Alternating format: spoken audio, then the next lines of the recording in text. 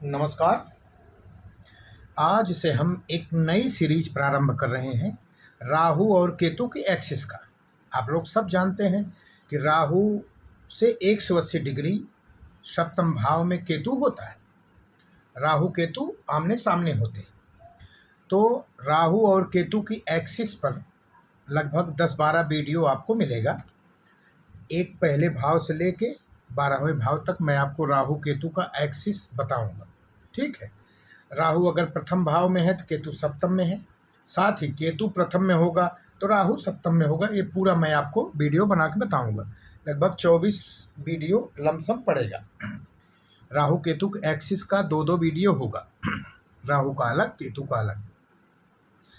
तो अगर आपकी जन्म कुंडली में राहु लग्न में हो तो स्वाभाविक केतु आपके सप्तम भाव में हो गया। लग्न आपका शरीर है, लग्न आप खुद हैं, रंग लग्न आपका तन है। कुंडली के 12वें भाव, पूरा 12 के 12 भाव में आपके शरीर के अंगों को प्रभाव दिया जाता है। इस अंग का इस भाव से संबंध बनता है। ठीक उसी तरीके से लग्न आपका सिर हुआ, हेड। ठीक है। तो अगर राहु यहाँ बैठता है तो राहु आप पहले भी जानते हैं, मेरा वीडियो बहुत पड़ा हुआ है। राहु एक डिजायर है, राहु एक भ्रम की स्थिति है, राहु इल्यूजन देता है। राहु आपको कई चीज़ों से संतुष्ट होने नहीं देता। आप और करते रहेंगे। राहु कभी भी संतुष्ट नहीं होने देगा। जहाँ भी रहेगा वहाँ से और की भावनाएं लगी रहेंगी। तो लग्न में राहु है तो आपको मान सम्मान की इच्छा होगी। आपकी लग्न आप है, शारीरिक सुख के लिए भी आपको जो है रहेगा कि मेरा और मिले। तो राहु, जैसे आप जानते हैं, राहु डिजायर है, राहु भ्रम है। केतु पास्ट कर्म है। ये जान लीजिए, केतु जो है पास्ट कर्म है, मेडिटेशन है। केतु आप पिछले जन्म में भोगा हुआ कर्म है। ठीक है। केतु अगर आपको इस जन्म में जहाँ मिला है, आप समझ सकते हैं कि मुझे यहाँ से क्या मिलना है। ठीक। तो राहु अगर लग्न में है तो राहु हमारा सिर है। लग्न मतलब हम खुद हैं। ठीक है। कुंडली के 12वें भाव में हम आपको शरीर के भाग को जानते हैं। लग्न हमारा सिर है। ठीक। हम लग्न को तन भाव भी कहते हैं। यदि राहु जैसा ग्रह, राहु को नॉर्मल मत लीजिएगा, राहु बहुत प्रभावशाली ग्रह है। वीडियो थोड़ा लंबा होगा लेकिन चलिए कोई बात नहीं। राहु जैसा ग्रह अगर लग्न में होगा तब सोचिए आपके ऊपर क्या प्रभाव पड़ेगा। राहु जैसा ग्रह लग्न में होगा तो आपको डिजायर देगा। ये समझ लीजिए, आप बहुत एम्बिशियस हो जाएंगे। ठीक। आप बहुत एरोगेंट हो सकते हैं। ठीक। आपको हर चीज चाहिए। मैंने बोला कि हर चीज को प्राप्त करने की इच्छा करेगा। लग्न में राहु है। ठीक। हर चीज चाहिए, सब कुछ पाने की चाहत आपके दिल में होगी। ठीक। लालसा भरी रहेगी हर चीज पाने की। आपके पास आपके हिसाब से हर चीज होनी चाहिए। राहु ये देता है लग्न में बैठ के। ऐसे मन में इच्छा रहेगी। इच्छाएं हम अनुभव करते हैं। इच्छाओं को आप अनुभव कर सकते हैं, फील कर सकते हैं। इच्छाएं दिखती नहीं हैं। ठीक है। इच्छाओं को आप देख नहीं सकते। तो राहु का लग्न में होना, राहु का सर पर सवार हो जाना बराबर है। इसीलिए मैं लाइव में भी यही कहता हूँ, एस्ट्रो सेज पर भी यही कहता हूँ, अगर लग्न में राहु है तो सर्वप्रथम राहु का परमानेंट उपाय करना चाहिए आपको। परमानेंट उपाय पूरी लाइफ के लिए, क्योंकि पूरी लाइफ के लिए राहु आपके सर पे सवार है। राहु का आपके सर पर सवार हो जाना एक बहुत बड़ी बात है। ऐसे लोगों का कुछ भी पूरा नहीं होता, ये भी जान लो। कुछ भी पूरा नहीं होता, क्योंकि हर चीज को पाने की लालसा लगी रहती है। क्योंकि राहु कुछ न कुछ कभी महसूस करता रहता है।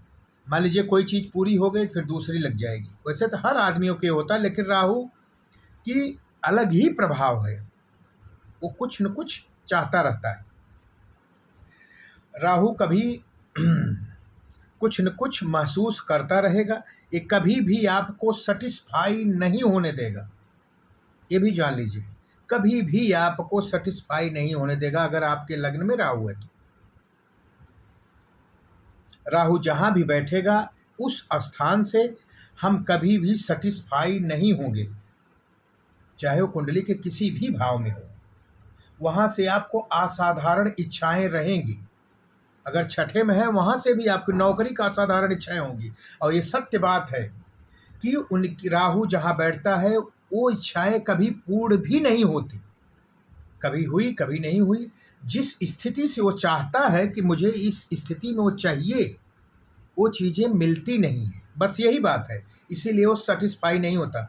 भाई आपको लग्न में बैठा है, हर चीज़ मिल रहा है, आप सेटिस्फाई होना चाहिए, लेकिन नहीं होगा।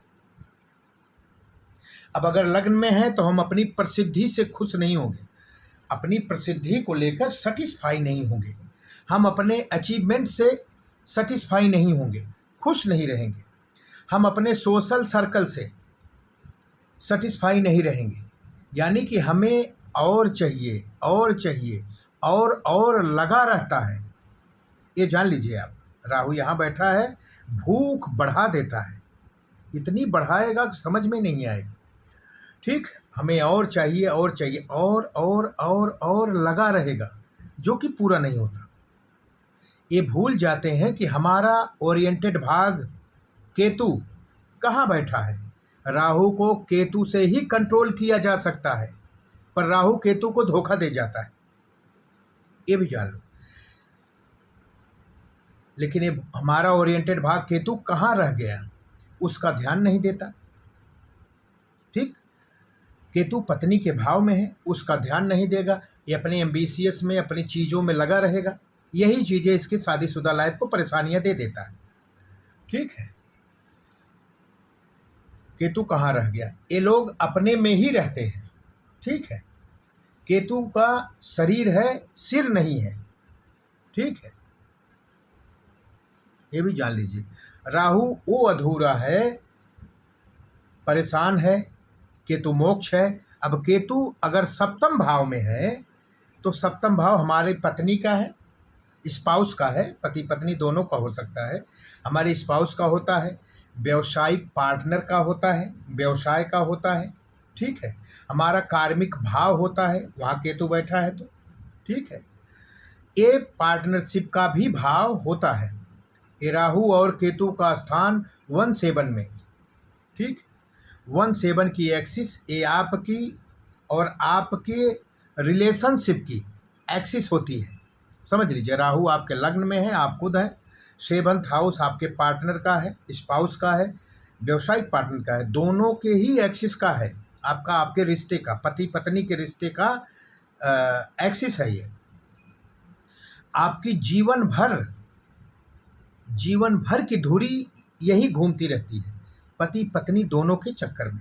आप खुद हैं, पत्नी, केतु बैठा हुआ, यही धुरी आपकी पूरी लाइफ घूमती रहती है। ये आपकी लाइफ का घूमने वाला एक्सिस माना जाता है। आप सेल्फिश है, राहु सेल्फिश आदमी है, उस राहु सेल्फिश होता है, जहाँ भी रहेगा वो सेल्फिश हो जाता है, वो दूसरों का ध्यान नहीं देता। जबकि कह के आया हुआ है पूर्व जन्म में, केतु जहाँ बैठता है मोक्ष का कारक है, जबकि कह के आया है पूर्व जन्म में कि हम आपको आपके साथ लेकर चलेंगे। ठीक है, आप सेल्फिश हो जाते हैं, राहु वहाँ बैठा है। आप जो है दूसरों का ध्यान नहीं देते। शादी से पहले आप बहुत कुछ वादा करते हैं अपनी पत्नी से या अपने व्यवसायिक पार्टनर से कि ऐसा करेंगे वैसा करेंगे, आपको साथ में लेकर चलेंगे। पत्नी से कहेंगे या पति से, स्पाउस से कहेंगे, हम आपको साथ लेकर चलेंगे, जहाँ भी हम रहेंगे आपको अपने बराबर का पार्टनर का दर्जा देंगे, आपका सम्मान करेंगे, आपका इज्जत करेंगे। शादी से पहले बहुत कुछ आप उससे बोले रहते हैं, इस तरीके का भोग विलास किया जाएगा। ठीक है, अपने पार्टनर को बहुत कुछ सब्ज बाग दिखा दिए रहते हैं शादी से पहले। ठीक है, उनको बहुत कुछ उम्मीदें दिला देते हो शादी के पहले अपने पार्टनर को, पर सेल्फिश है। सिर्फ अपने बारे में ही ये आदमी सोचता है जिसका राहु लग्न में है, उसको किसी से मतलब नहीं है, चाहे वो पत्नी है चाहे जो हो। ठीक है, सिर्फ अपने बारे में सोचेगा, तब आपके परेशानी बढ़ जाएगी। अगर आप अपने बारे में ही सोचते रहोगे तब आपकी लाइफ की परेशानियां बढ़ जाएंगी और अलगाव होगा पति पत्नी के बीच में, क्योंकि आप अपनी पत्नी की इच्छा पूर्ति नहीं करेंगे, उसका प्रयोग करने लग जाओगे, क्योंकि उसके आंखें नहीं है, उसके सिर नहीं है, वो सिर्फ मुंडी उठा के देखती है अपने पति की तरफ और पति उसको धोखा देने लगता है। तब उसको ये सोचती है कि अब इससे अलग हो जाना ही बेहतर होगा, या तो वो अलग हो जाएगी या ये खुद अलग हो जाएगा। इच्छा पूर्ति के लिए उसका प्रयोग आप करने लग जाओगे। अगर आपके लग्न में राहु है तब शादीशुदा लाइफ में या पार्टनरशिप में, व्यवसायिक जीवन में परेशानियां शुरू हो जाएंगी। ये आपके पिछले जन्म का कार्मिक डेप्थ है, क्योंकि केतु कर्म का प्रभाव देता है, कार्मिक है, ये आप जान लीजिए। और फिर आपके रिलेशनशिप में दिक्कत शुरू हो जाएगी। फिर आप उसको ठीक करने के लिए सब कुछ करेंगे, ठीक है, सब कुछ करने की कोशिश करने लग जाते हैं। एक बार जो चीज़ें बिगड़ जाती हैं तो बाद में उसको ठीक करने से कुछ होता नहीं है। इसको शुरुआत से, जैसे आपने वादा किया शादी से पहले कि हम आपको सम्मान देंगे, आपके साथ रहेंगे, आपके साथ खड़े रहेंगे, चाहे परिवार जैसा भी है, कुछ भी है, जो भी है, आपके व्यवसाय में आपके साथ खड़े रहेंगे, आपकी नौकरी में हम आपके साथ रहेंगे, आपका जो भी इच्छा होगी हम उसको पूर्ण करेंगे। जब इसको ये पूरा नहीं करता तब इसकी शादीशुदा लाइफ में परेशानी शुरू होगी। जब परेशानी शुरू होगी तब ये सब कुछ करने की कोशिश करता है कि मेरी शादीशुदा लाइफ बच जाए, ठीक, पर चीज़ें बिखरने के बाद कुछ समेटी नहीं जाती, ठीक, बिखर जाने के बाद ठीक नहीं होता।